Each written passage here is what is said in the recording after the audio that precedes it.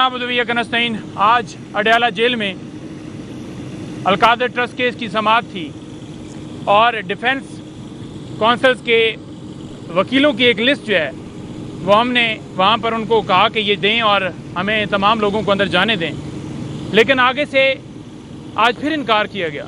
पहले एक शेड आपको मैंने बताया था कि एक शेड है जहाँ पर हमें 5-6 घंटे बिठाया गया और अंदर नहीं जाने दिया।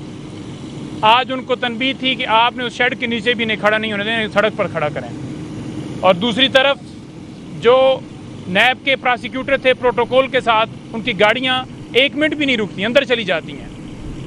बुखला की मुसलसल उनको हिरासा किया जा रहा है और वहाँ पर हमारे बुखला को अंदर नहीं जाने दिया।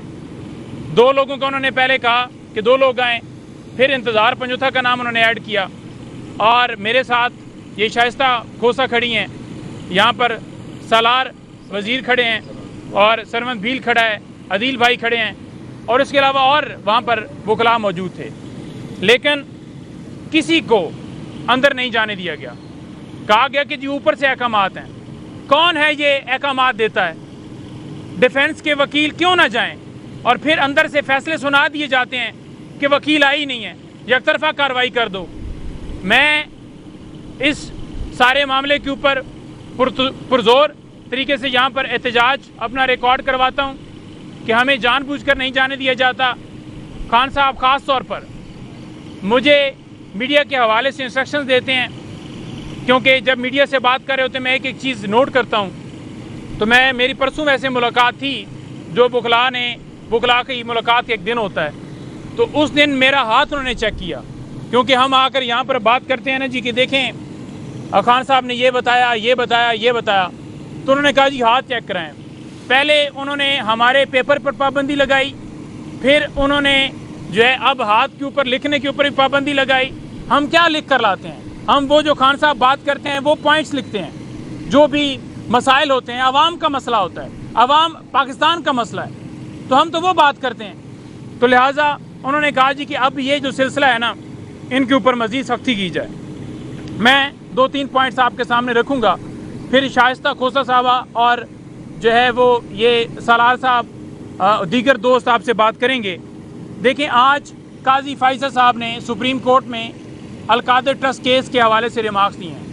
उन्होंने कहा है कि आवाम का पैसा 190 मिलियन पाउंड किसी और को दे दिया गया।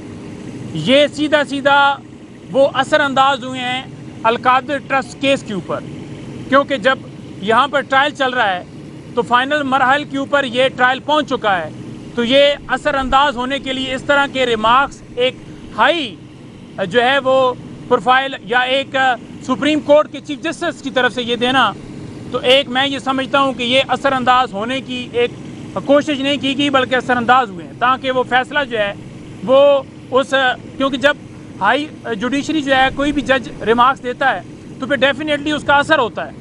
तो साथ वो ये भी कह रहे थे कि अगर हमारे पास कोई आए हमसे बात करे तो हम सुनने के लिए तैयार हैं। हम तो जाते हैं आपके पास, बात करते हैं, आप सुनते कहाँ हैं? और मैं आपको ये भी खबर दे दूं कि 19 तारीख को इन्होंने एक जो है वो केस लगाया है ट्राइब्यूनल के हवाले से, छुट्टियों के अंदर। वैसे इतनी अर्जेंट नौयत नहीं थी कि आप ये चाहते हैं कि वो ट्राइब्यूनल जो है, रिटायर्ड जजेस जो हैं वो केस सुने, क्या जल्दी थी इतनी? तो वो लगाया गया है। हम 19 तारीख को जो है उन्हें कहेंगे कि आप ये केस ना सुने, हम आप पे अदम एतमाद कर चुके हैं, इससे पहले भी हमने आप पे अदम एतमाद किया, आप फिर भी जो है बेंच में बैठते हैं, फिर भी आप PTI के ख़िलाफ़ फैसले देते हैं, फिर भी आप रिमार्क्स डेली बेसिस के ऊपर दे रहे हैं और टारगेट कर रहे हैं कमिश्नर रावलपिंडी। वो गवाही दे चुका है कि चीफ जस्टिस ऑफ पाकिस्तान और चीफ इलेक्शन कमिश्नर ये दोनों जो हैं ये धांधली के अंदर इन्वॉल्व हैं, और उसने कहा था कि कार्रवाई की जाए, लेकिन उसे उठा लिया गया, अगवा कर लिया गया, आज तक किसी कोर्ट ऑफ लॉ में पेश नहीं किया गया। अगर कोई सच्चा है तो वो प्रोड्यूस करवाए ना, वो ऑर्डर करे, वो कहे कि ले आए। ये कहानी कहाँ से शुरू हुई थी? परवेज़ खटक से शुरू हो, ऑन चौधरी से शुरू हो, या फैज़, या फिर डिप्टी सुपरिटेंडेंट अडयाला जेल अकरम, तो ये जहाँ से शुरू करें कहानियाँ, इख्तिताम उसी बात पे होगा कि अल्लाह अल हक है, कोई इमरान खान का कसूर नहीं। आप जिसको उठा लें, जिसकी मर्जी आप एविडेंस लेकर आए, کہ فلانے کا واٹس ایپ نکلا ہے، کچھ باہر کے واٹس ایپ اکاؤنٹ تھے وہ بنائے گئے تھے اور وہ موبائل کے اندر جو ہے وہ درج تھے، اور عمران خان صاحب کا کہیں باہر رابطہ تھا، کوئی پی ٹی آئی کے رہنما کا رابطہ تھا. تو جتنے مرضی آپ پراپیگنڈے کر لیں، جتنی مرضی آپ ہائپ کریٹ کر لیں، میں آپ کو واضح کرنا چاہتا ہوں کہ خان صاحب کی طبیعت کے اوپر پی ٹی آئی کے کسی ایک وہ کارکن ہوتا ہے نا، ماڑا سا غریب سا، کسی کے اوپر کوئی اثر نہیں ہے. آپ کو شاید لگے کہ بڑی جو ہے وہ اس گرفتاری کے بعد جو ہے یہ ڈر جائیں گے یا یہ بات کرنے سے ہٹ جائیں گے یا اپنے موقف سے پیچھے ہٹ جائیں گے. کوئی ہٹنے والا نہیں ہے. آخری پوائنٹ کے ساتھ میں شائستہ کو دوں گا کہ آج اظہر مشوانی ان کے بھائیوں کی بازیابی کے حوالے سے اور وقاص جنجوعہ اس کو ابھی نہیں رہا کیا گیا. جو اظہر مشوانی کے بھائیوں کی بازیابی کے حوالے سے درخواست تھی اس کے اوپر عدالت نے 20 تاریخ کا آخری موقع دیا ہے. یعنی پہلے آپ لوگوں کو اٹھایا کیوں جا رہا ہے کہ ان کا تعلق پی ٹی آئی سے، عمران خان کا ساتھ دے رہے ہیں، وہ قانون اور آئین کی بالادستی کی بات کرتے ہیں، وہ ملک میں رول آف لا کی بات کرتے ہیں، اس لیے اٹھایا جا رہا ہے نا. اٹھایا جاتا ہے، اغوا کیا جاتا ہے، اسے غائب کیا جاتا ہے، پھر کسی عدالت میں پیش نہیں کیا جاتا. پھر جب بازیابی کی درخواست جو ہے لگی ہوتی ہے، وہاں پر اٹارنی جنرل ہو، آئی جی اسلام آباد کی طرف سے کوئی جو ہے وہ ان کا پراسیکیوٹر ہو یا کوئی وکیل ہو، وہ جا کر کہتے ہیں جی ہمیں پتہ ہی نہیں ہے. ادارے کہتے ہیں ہمیں پتہ ہی نہیں ہے. تو کس کو پتہ ہے کس نے اغوا کیا؟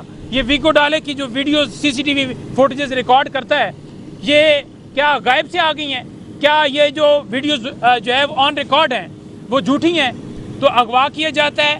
اغوا کرنے کے بعد اعظم نذیر تارڑ صاحب آ کر پریس کانفرنس کرتے ہیں اور کہتے ہیں کہ 50 لاکھ روپیہ امداد کے طور پر ان کو دے دیا جائے گا جن کا بندہ اغوا ہوگا. یعنی کتنی مضحکہ خیز بات ہے. اور ہم پرزور مطالبہ کرتے ہیں کہ اظہر مشوانی کے بھائیوں کو بازیاب کیا جائے. اس کے علاوہ ہمارے تمام جتنے ہمارے سوشل میڈیا کے ایکٹیوسٹ، کوئی کسی کا تعلق ہے ڈائریکٹلی ہے یا کسی کا کوئی رشتہ دار ہے، ان تمام لوگوں کو بازیاب کیا جائے. اور احمد وقاص جنجوعہ جو انٹرنیشنل میڈیا کے کوارڈینیٹر تھے، جھوٹے مقدمے میں انہیں اٹھایا تھا، ان کے جو ہے وہ رہائی کے احکامات تو ہو گئے لیکن اس آرڈر کے اوپر دستخط باقی ہے. تو لہٰذا ہم امید رکھتے ہیں کہ آج انہیں رہا کر دیا جائے گا، کسی اور مقدمے میں امپلیکیٹ نہ کیا جائے، لوگوں کے حقوق کی حفاظت کی جائے. یہ پاکستان کے شہری ہیں، انہیں آپ دہشت گرد نہ سمجھیں. یہ دہشت گرد نہیں ہے، یہ محب وطن پاکستانی ہیں. آپ کی سب سے بڑی جو آپ نے چوری ڈاکہ کیا ہے اس کی سب سے بڑی گواہی ہے کہ آپ نے آج پابندی لگائی ہے. کس پہ پابندی لگائی ہے؟ آج آپ فائر وال لے کے آئیں، آج آپ انٹرنیٹ پر پابندی لگا رہے ہیں، آج ٹویٹر کے اوپر پابندی ہے، آج سوشل میڈیا کے اوپر ٹویٹ کرنے کے اوپر پابندی لوگوں کو اٹھایا جا رہا ہے. یہ آپ کے اس گناہ کی سب سے بڑی گواہی ہے. جی